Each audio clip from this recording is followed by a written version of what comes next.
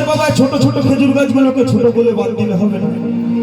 তার কারণ দেখবে ছোট খেজুর গাছ থেকে কিন্তু বেশি পরিমাণে রস বের হয়, কিন্তু সেই ছোট খেজুর গাছের রস থেকে মিষ্টি গুড় তৈরি হয় না।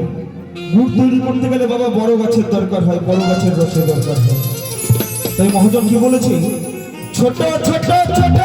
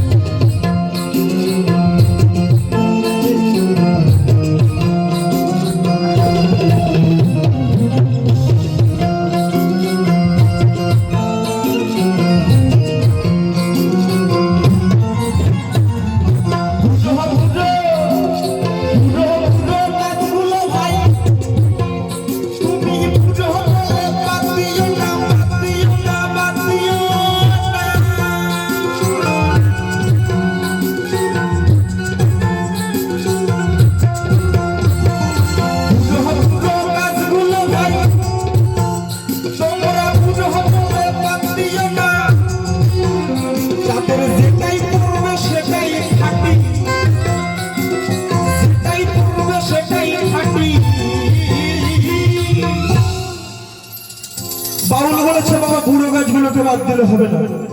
বুড়ো গাছ থেকে যেটুকু করবে একদম সলিড, একদম খাঁটি রস। তবে একটা কথা মনে পড়ে গেছে, না বললে নয়।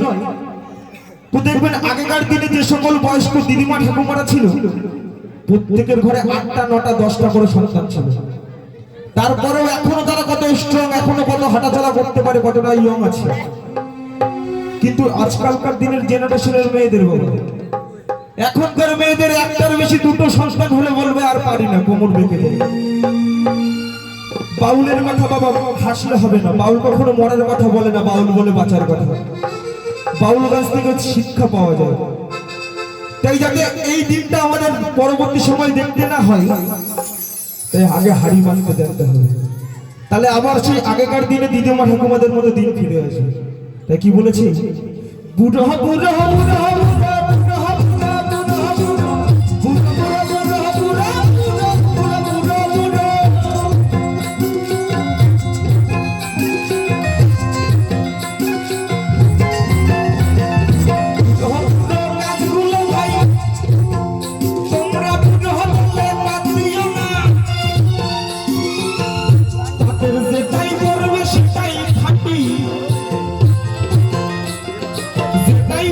সেটাই খাটি, সব মিশ্রি দানা